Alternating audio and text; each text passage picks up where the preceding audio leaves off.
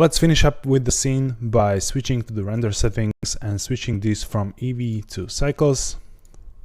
And now, depending on your settings in the preferences, you might switch this to GPU. And since Blender 2.83, there's an option to enable viewport denoising, so I will do this right here.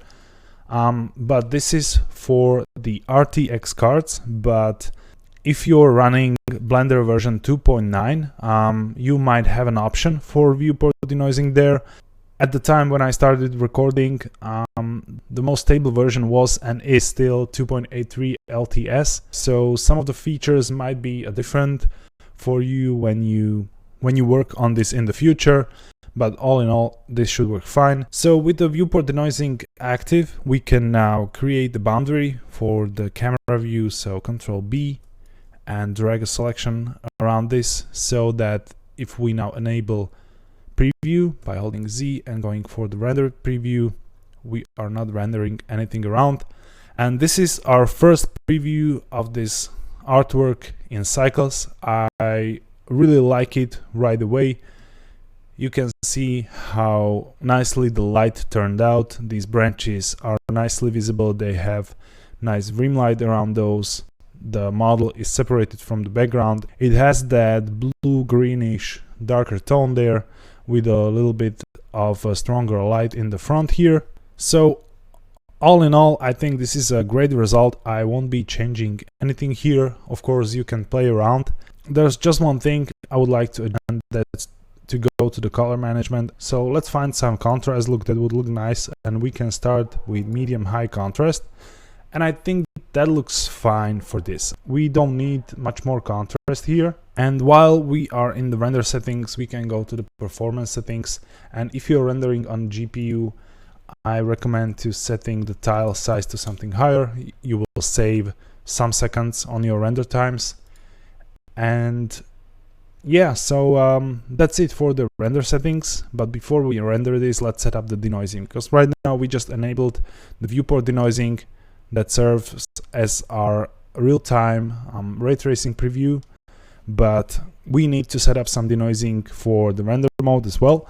And there are multiple ways how to do this. There is some denoising in the view layer settings and stuff like that, but I like to use the Intel denoiser in the compositor. I think it gave the best results in all kinds of conditions I've tried, and most of all, it's available for GPU as well as CPU. So I will show you how to set it up right now. And first of all, we'll need to go to the view layer properties and enable denoising data. And now you can go to the compositing workspace, enable nodes. Here we can move this to the side a little bit. So let's shift A, filter, and let's find the denoise filter and just plug it here, and we'll connect the normal and the albedo channels. These are the channels that we just now enabled in the view layer with the denoising data. So now the denoising is set up, and I will plug in one more filter here. So let's press Shift A and add a glare filter, because I want to keep a little bit of that glow, that bloom that we set up in Eevee. I really like that on the Wisp.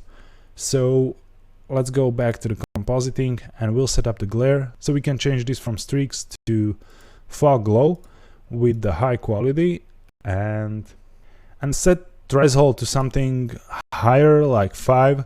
We want only the really bright places to be glowing. And we are ready now to render. If you go to the rendering workspace, let me hit the X button here. So we have the empty image editor here, and let's save the scene, and we can press F12 to render.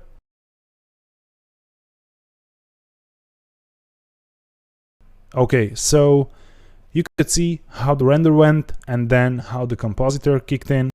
It got denoised and the glare filter got applied to these really shiny areas here. So I really like this so far, but I think we'll need some more samples, and the geometry looks a little bit choppy here and there. So first of all, let's set this to 512 samples for the render settings, and we can choose to use adaptive sampling. That's something that was introduced in 2.83, and basically it does a less number of samples on the areas where it's not needed, where there's only just a little bit of noise or no noise. It will not do all those samples. So this is again something to save some of these precious seconds on the render time. And about the geometry, we can go to the layout and select the shaman character, go to the modifier settings and add a subdivision modifier.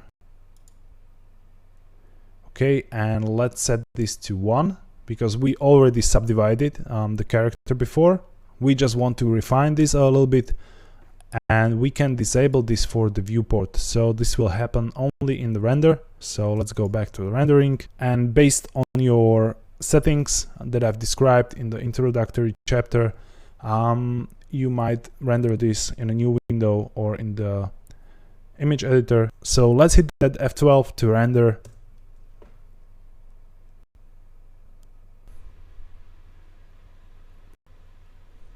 So this is it.